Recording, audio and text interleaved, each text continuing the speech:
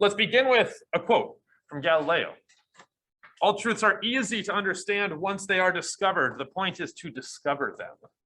Why are we going to talk about Galileo? Because Galileo is going to guide us in recognizing today that finding of areas does not always mean I need to actually have a physical thing. That at the end of the day, mathematics is a model of logic. So all I need to do is have something that looks like a rectangle to me, and I can use anything and everything we've discovered in this class. I'll show you some examples. Let's talk a little bit about Galileo. Galileo was an Italian astronomer, most famous for having researched and quantified our understanding of speed, velocity, gravity, and free fall, which is why he comes up a lot today, because obviously today, with us trying to work in towards outer space, that we have a lot of need to understand how gravity and free fall work. Now, a couple of things if you look into Galileo's history, very, very interesting. I actually had the privilege, I haven't been out of the country much myself, but I did have the privilege of being able to go to Italy and to actually see where Galileo worked, to be able to see where Galileo was born, and to be able to visit his tomb. Fantastic experience, as well as I got to climb up inside the Leaning Tower of Pisa, where I learned that it's actually just a legend that he dropped things. I thought he had actually done it, but it was more of a thought experiment, most historians say.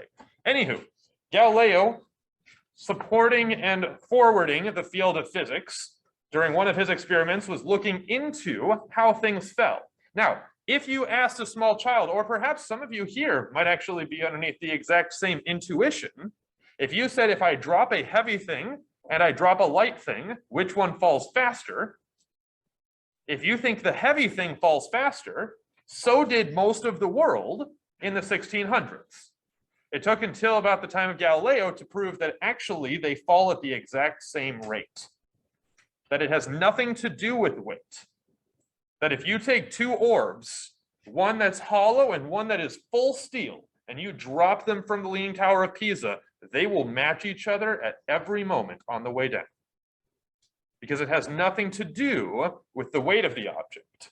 The only thing that's in the way of these objects is air resistance. So long as they look the same and are the same, they'll fall at the same rate. In fact, an experiment was actually done on the moon with the very first landing, where there was a feather dropped along with a hammer. And you can see in that screen, or in that video, because there is no air resistance on the moon, that the feather and the hammer fall at the exact same rate. Very interesting discovery. Now, how did this happen? How did he discover this? Because in the 1600s, we did not have stopwatches. And if I drop things, it only takes seconds to hit the ground. So in a time when most time is being told by sundials, there was no way to be able to accurately measure fine increments. So what happened? Galileo comes up with this really cool idea. Instead of starting by trying to look at how something falls, which we know is going to pick up speed the longer that we allow it to fall, Galileo decides we're going to scale back gravity. How do we do that? Instead of letting it fall, we'll consider something as it rolls.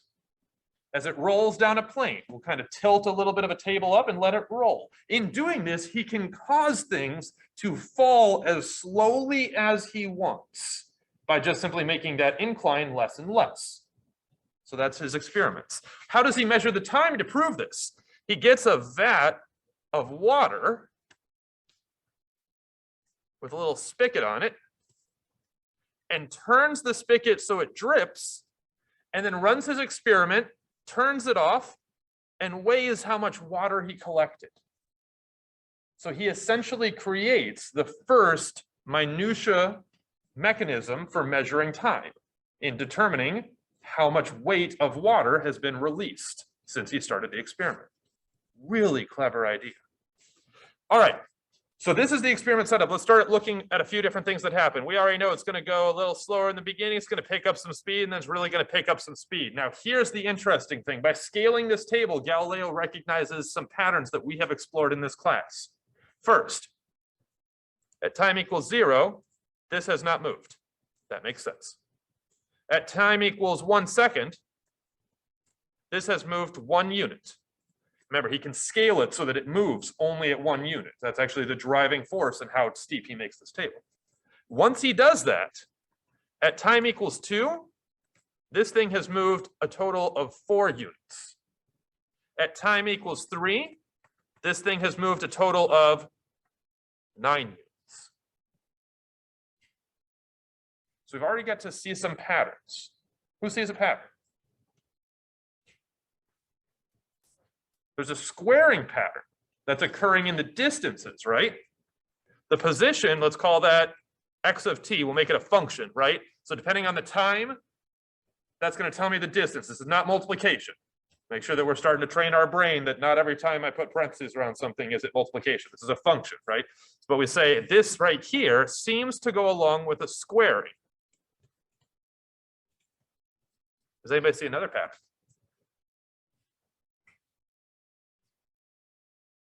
Because this is not the pattern Galileo saw.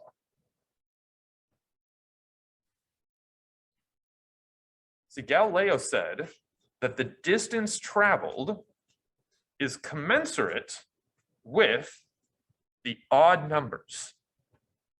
Because what he was recognizing is that that distance is 1, that distance is 3, that distance is 5, and so on. Why are the odd numbers playing a role with squares? If you go back through the summation lesson we did, we talked about why that was. There's 1 square.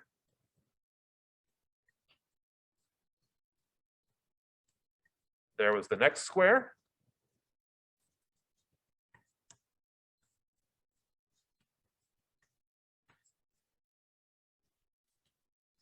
There was the next square number, and so on.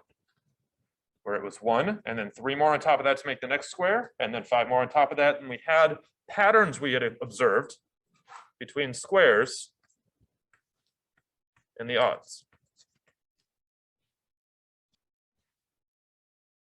Okay, so let's start listing some patterns. So we've now got position.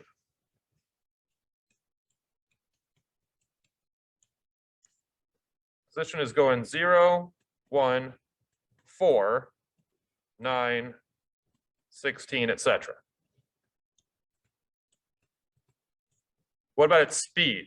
We're going to be using the term velocity in this class because velocity is a way of not just saying the speed on my speedometer, but I can make it negative as well. You can think of velocity as being the plus or minus version of speed, depending on what makes sense in the story.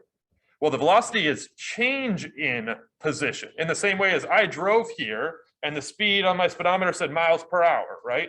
So the miles per hour, miles was the distance I traveled over the time that it took me. Okay, so each of these, let's look at distance over time, but more specifically, I'll put a little triangle here for change in distance over change in time. The same way we've seen change in y's and change in x's. All right, so the change in time here is 1.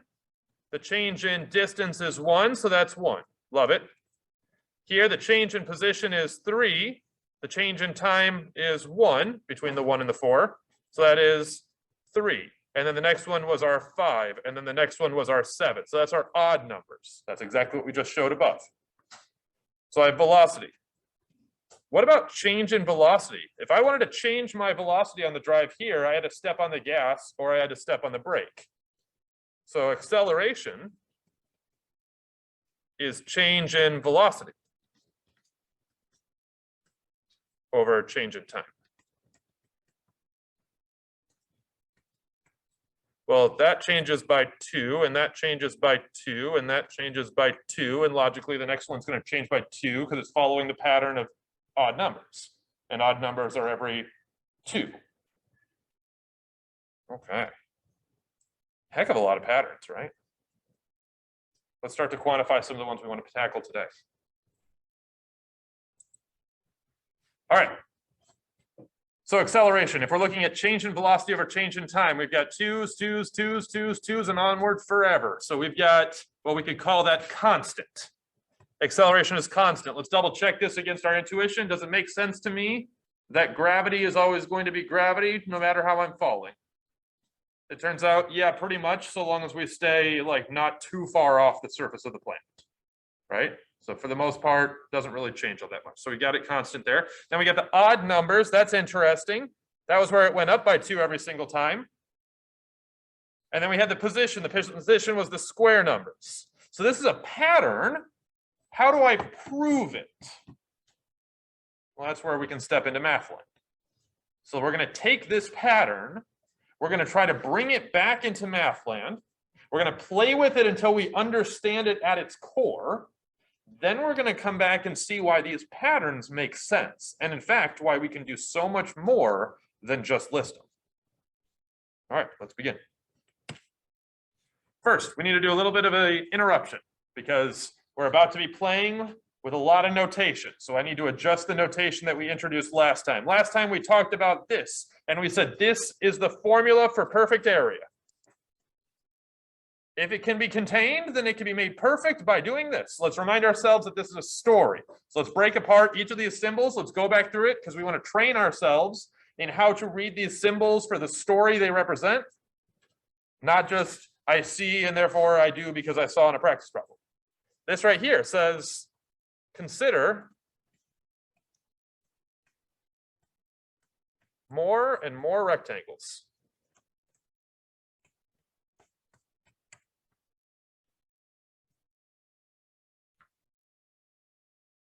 Sigma represents what again?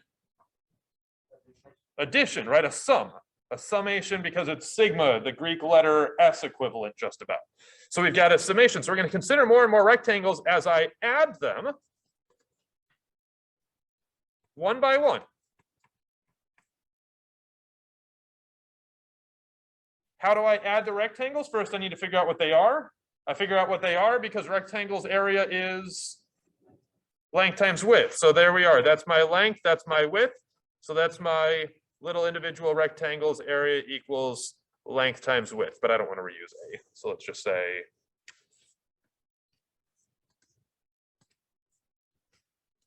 rectangle. Right? Height for my length, each individual width. So we got a story behind here. Now, this is a great story for the how. This is the how. For the what is perfect area. That's what we get when we do this. Now, Leibniz, who is the person featured here down below, we'll revisit Leibniz in a little bit. Leibniz, as he is exploring and piecing together the patchwork of different tools that eventually becomes calculus, decides to come up with his own notation. His own notation because A is not detailed enough.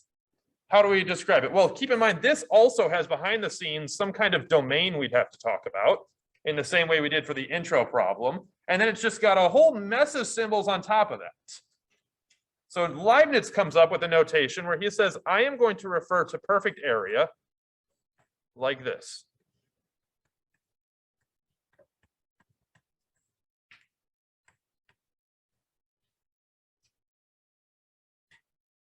Let's break down a little bit what Leibniz is trying to get across here. It's the exact same story. It's just that instead of this, which is the how of considering more and more, he is imagining that we can actually reach perfection. So at the point of reaching perfection, he's going to switch from using Greek to using Latin. That's just an elongated S, our letter S, like on a keyboard. And it just means sum. In the same way that the sigma meant sum, but the sigma meant algebra sum. The moment I step into perfect land, I'm in calculus brain. So we've got calculus sum, which is the forever, the end of the forever long list, across a domain. Where again, what am I adding together to get this? Rectangles, right? So this is his little nod to the rectangles. We've still got a height. And we've got a width, but when we make it a whole forever number of rectangles, all those rectangles become super skinny, right? That's what we kind of saw. If we make the rectangles a whole bunch, they get super skinny. That's what he is working with right here. This width, he writes as an infinitesimal. His way of trying to show that we are at perfect addition of perfectly skinny rectangles, forever skinny rectangles, and this is the area we got. We'll practice with it a little bit for the notation, but again, it's a reminder that this is a story behind every single symbol. And the more we get in mind with the story, the more we remember the techniques we have to solve that story. Okay. Before I move on, any questions with the notation? Yeah, please. What is the B? Would that be N or? The B? No, the B is talking about this domain. So he already assumes that N is at infinity, which we know that physically we can't happen, right? We're kind of in calculus brain. At calculus brain, we say, maybe I can get to the end of that forever long list. N is equal to infinity, that's already assumed. In fact, this right here is pretty redundant problem to problem. We're gonna add a bunch of stuff and make a bunch of stuff, right? A forever number of rectangles. So he just simply says, this is now going to be the sum across the domain of this function made perfect. In other words, what's actually at the end of that perfect area? Good question. Anything else? All right. Now to start working on Galileo. All right, so we've got Galileo over here. We're going to try to build this from the backwards back up. Instead of starting with position, we're going to start with acceleration because we knew that was constant. It makes a very easy graph. It lets us start this all from a good place. So I'm going to give you the value of gravity that we know to be true today. At the time, Galileo did not know this value, but he probably could have figured it out and or just left it as a variable and done the same math. So if you want to get into his head, you're more than welcome to make this a variable later, erase it, and it's going to work out the exact same. I'm just going to give you a number because it'll help you feel like it's more tangible. It'll help kind of track this as it goes through. So we've got a steady acceleration of -32 feet per second every second. That's how much I am changing in my speed. All right, so let's go ahead and capture some things. So if I am looking at, let's make that at 0. Velocity at time 0. Let's assume I just start by dropping something. At the moment I drop it, is it moving? Not yet, right? So its speed would be 0.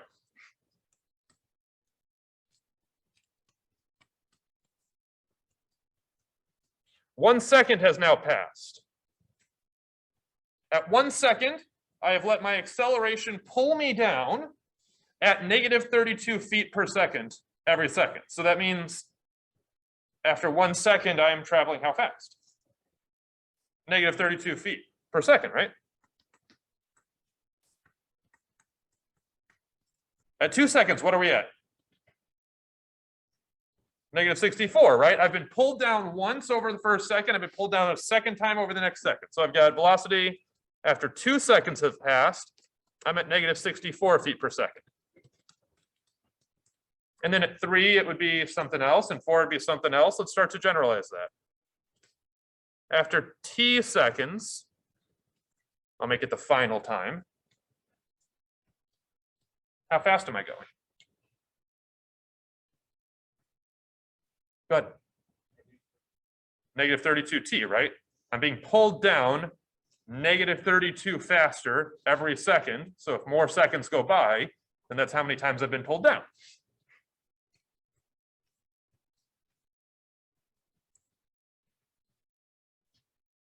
How are we feeling here? So good. Everybody give me a thumbs up if we're all right. Sideways, I lost you. Thumbs down, you have no idea what's going on. All right, we're doing pretty good. Did y'all notice that what we just did was an area calculation?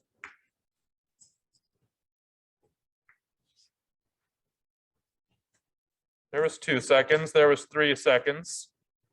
At 1 second, how did we do that?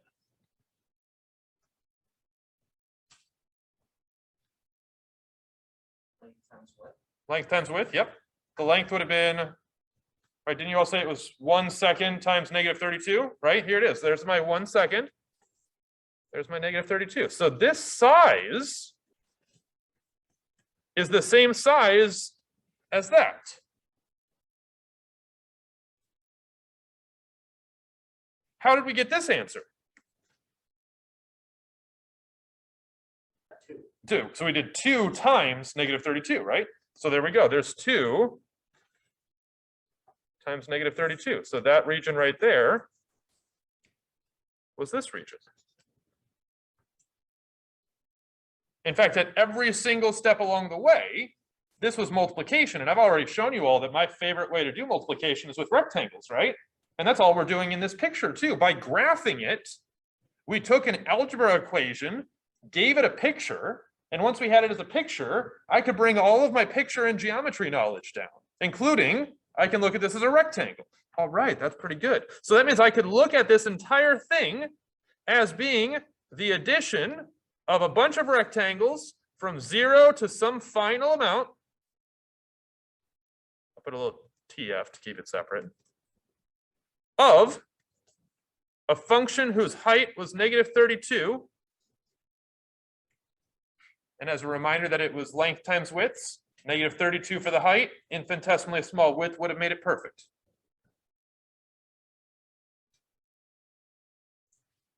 I'm going to pause here for a moment. Does anybody have any questions on why I wrote this or how you would read it?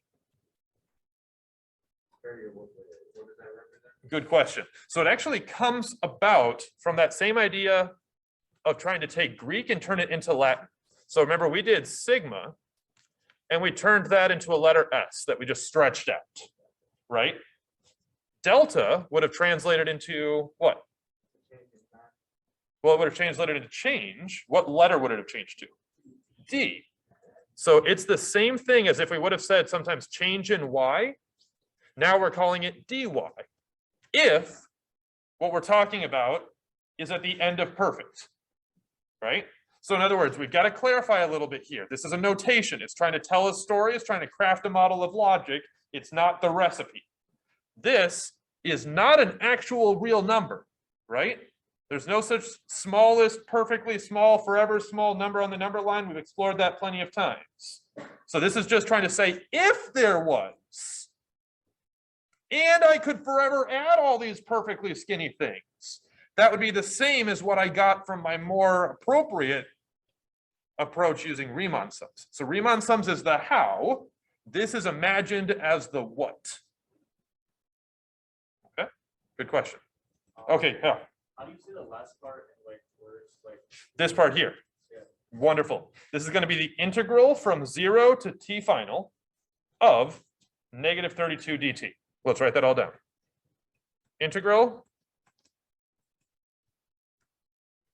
from 0 to t final of -32 dt. Which again tells us that this is an imagined story, right? And we're trying to add up, find the complete area across a domain of that being my rectangle at each individual method of skinniness, moment of skinniness. In the back, yeah. so is that dt, is like the t supposed to be like a subscript?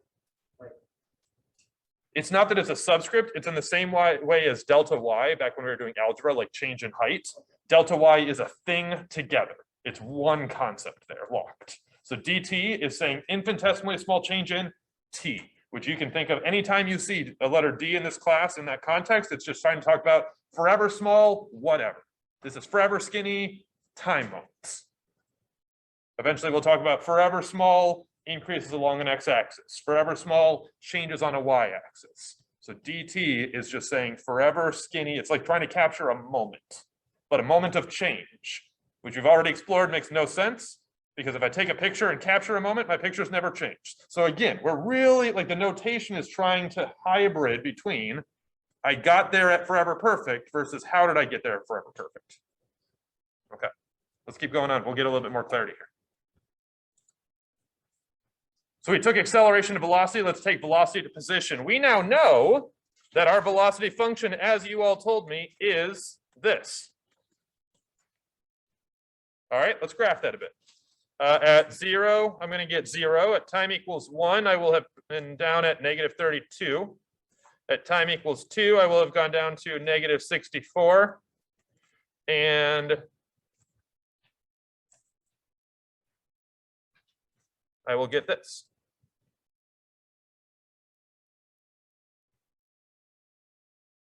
Okay.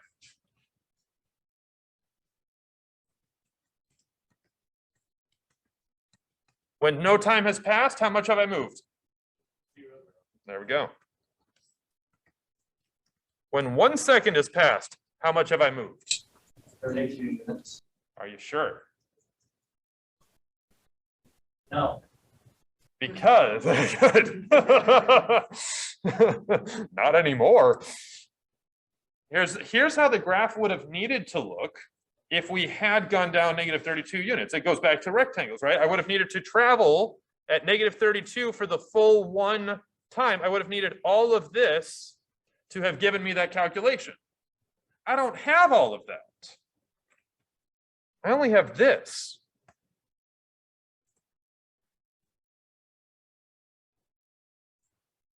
What is it?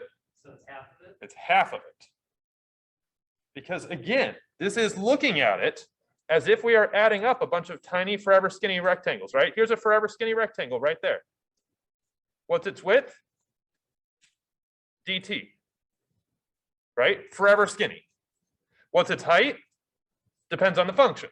So we could actually write this as the integral from 0 to 1 of negative 32 t, that's the height, dt. Those are the widths of each individual rectangle. If we make those forever skinny, they perfectly match the curve. If they perfectly match the curve, we get the region of a triangle. What's the size? Negative 16. Negative 16 feet.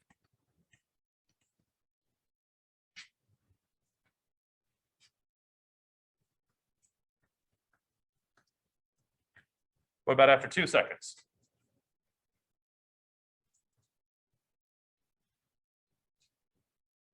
How'd you get it? Again, go back to it as a picture, right? At 2 seconds, this is my region. How big is that region? Negative 32, right? Because we do want to talk about it going down in terms of position. We are dropping. So we've got that negative 32. How'd you get it?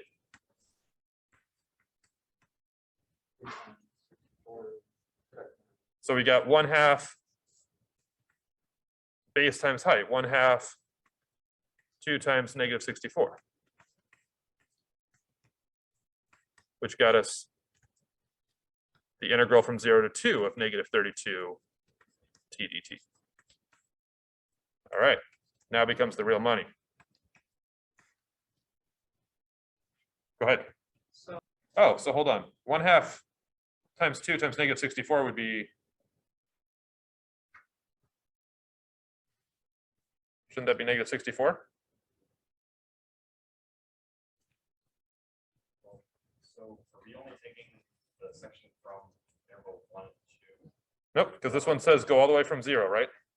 Ask me how far I've traveled from when I first released whatever I dropped till 2 seconds passed. So that would be this full region. How big is this full region? I don't think negative 32 is right. It's got to be negative 64. I'm just doing that from the multiplication here, right? 1/2 base, 1/2 2 times negative 64. I think that's going to just get us negative 64. Okay.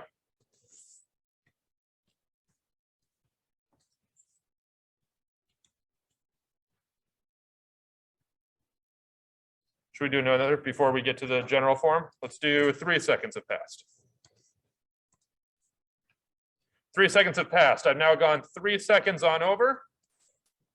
A certain velocity has occurred and I got this region right here, all the way back from 0 through 3 seconds of travel. How big would that one have been? Who can tell me the what and then also the how? That's negative 98, isn't it? Tell me the how. Well, each velocity goes up by negative 32, so the next value would be negative 98. That's the velocity, but I want position. How come? So you're fine. So we got negative 96 as the height of the triangle. The width is 3. We also need to do 1/2 base times height to get a triangle, right? So we've got 1/2 base times height, 3 times negative 96.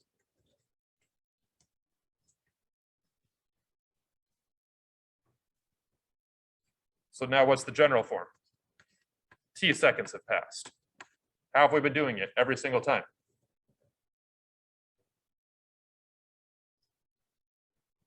Find the pattern.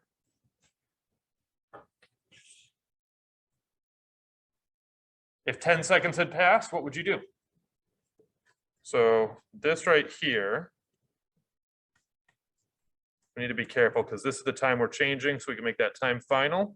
So the time at the position after I've let a certain number of time go, how would we figure that out? So it's a trapezoid. Nope, triangle, because it's all, yep, always going from 0, right? Total distance traveled since I dropped it. So it would be, you have your time times your height divided by 2, because that's the area of the triangle. So 1/2 base, which we've been saying has always been time. Height, which we said is -32 times however many times have gone by. So let's take a look at what we've kind of figured out from this. We started off with saying that I could treat acceleration as a constant. Oh, don't be packing up. I got so much more for y'all. So we said we can start off with acceleration as a constant. Then we found out that if I started with acceleration as a constant, I built a triangle when I talked about velocity. Well, triangles happen because whereas the constant was just going across, the triangle was going off at a line. Oh, so this is actually a discovery. This is saying that that becomes linear if this is constant. Which again makes sense because if you step up the same every time and you graph that, you'd get a line. So that's pretty good. But then this came from a formula where we had 1/2 base times height. What kind of formula is that?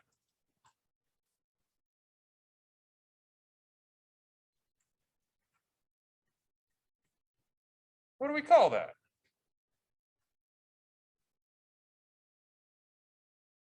When I have a t² appearing in my formula, what's that called? Not exponential. It's a quadratic. And doesn't that make sense why it might have come out looking like squares? Since quadratics were our rectangle formulas that were all built using squares. So that's quadratic.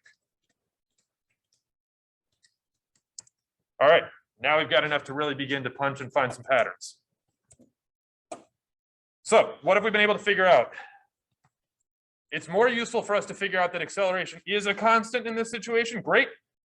If it's a constant, then that means when I try to look at how much total distance I have traveled, or sorry, what my speed is at any given moment, that's going to be c times t. That was our first rectangle we explored. That was great. Then once I had that as its own operation and I tried to graph that, I ended up getting a triangle. Triangle was 1/2 base times height. That ended up getting us some scaled up version, whatever c was. I made it -32 in our example. Some scaled up version of a quadratic. So we've got kind of an evolution that's happening.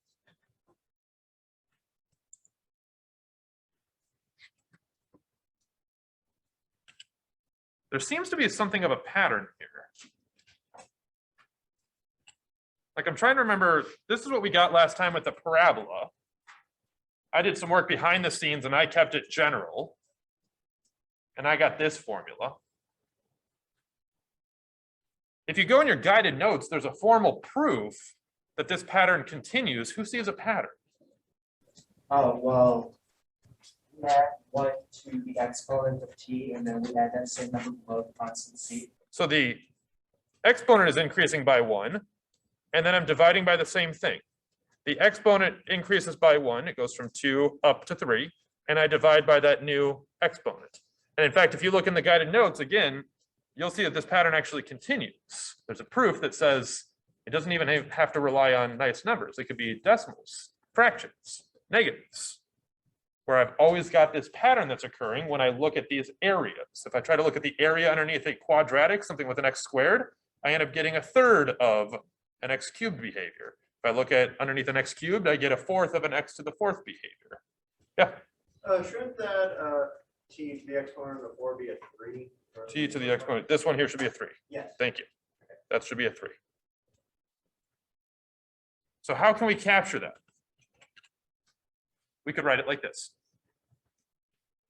If I'm doing the integral from 0 to some b value, where I've got constant, what is that constant? Make it -32, make it 500. It doesn't matter. Some number in front there. This pattern is emerging every single time. That constant comes along for the ride. I increase the power by 1 and I divide by that new power. that's happening over and over and over again. I call it the power pattern of integration. So here becomes the recipe, right? Increase the power, divide by the new power, plug in the upper bound. It's exactly what we did on all those example problems. Let's start to play with some. Oh, by the way, real quick note. N cannot be equal to -1. How come? Because if you try to do that, you'll get a divide by 0 error. So this is just kind of saying, like, if you try to use this pattern and you're starting with x to the minus first, it's not going to work out good for you. This doesn't work for that. There are other methods we'll explore. All right. So now let's play with this problem. This problem here, remember, if we wanted to do this through Riemann sums, we would need to make a whole lot of areas. We'd need to use a whole lot of pattern addition that went for forever long for as many big rectangles as I wanted. But I've got a power pattern now. And the guided notes prove to me that it works for all these values. So let's follow the recipe. If I increase the power from 20, I'm at what? 21? So my new power is 21. All right, I have to divide by that new power. I divide by what? Need a little more incentive from y'all. Help me out. Divide by 21. And then I need to plug in the upper bound. Sometimes we'll do that through different notation. I like to do it through a little line here and then saying that I still need to make x equal to 10. So then it just helps me spread out my work. 10 to the 21st power over 21. Done. Compare that against the 40 minutes of work we did with Riemann sums. Patterns are awesome. Let's try another. All right. I need a person who's willing to be vulnerable and to work through this one with me. Who's willing to give this one a shot, please? All right, walk me through. So the starting value is, so we're going to increase the power, just the power. The power is currently at 4. So we're just going to increase it by 1, like we're stepping it up each and every time, up just by 1. So we start off with x to the 4th. If I increase that power by 1, I'm now at x to the, there it is. So we start off with x to the 5th. Divide by the new power. The new power we created was 5. Plug in the upper bound, right? Plug in the upper bound, that would be x equals 15. So we'll do 15 to the 5th over 5. Now here's the difficulty. I needed somebody who was okay with being vulnerable because I was going to guide you all to an incorrect answer. This one's incorrect. Who can tell me what made it different? Go ahead. It's area from 0 to 15 and not 3, 15. There we go. Remember, in all those other examples, we started with 0, worked our way up through a shape. 0, worked our way up through a shape. Here, this one started with 3. Had it been 0, this is perfect. So take a look at what we can do. We'll do a little bit of creativity here. In the same way that you were mentioning before, if I want to find the size of this region, that's going to literally be one big triangle minus a little triangle. So here, I could look at this as being the area between 0 and 15, x to the 4th dx, minus the area from 0 to 3, x to the 4th dx. Do you see how if I take away those areas, that gets me the difference between 3 and 15, just like our Riemann sums, just like our addition, just like everything? Well, this now works perfectly here. This is what we had forgotten because we forgot that we didn't start at 0 this time. So that would be same structure divided by 5, where I need to plug in 3.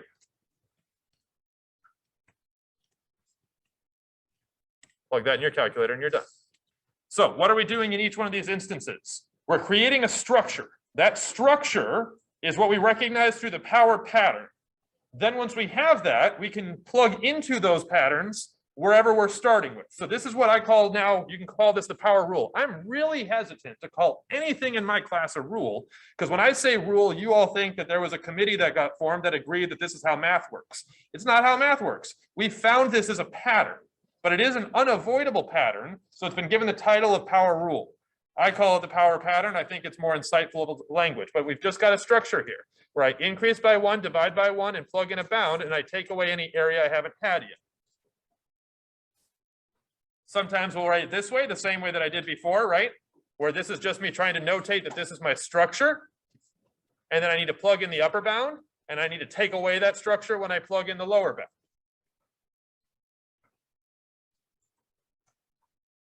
I'll stick around a little bit for questions because I think I saw at least one hand up. Next time, a couple of things to keep in mind before you pack up. This is a good preview. Did you notice that once we make a pattern, we can run it in reverse? Now, instead of increasing and then dividing, maybe we can undo that process and work backwards. And that maybe by doing that process and working backwards, take a look.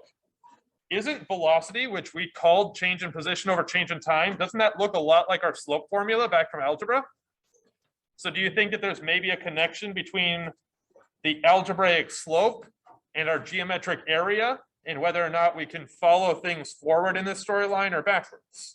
We'll talk about all that throughout the week. I'll stick around.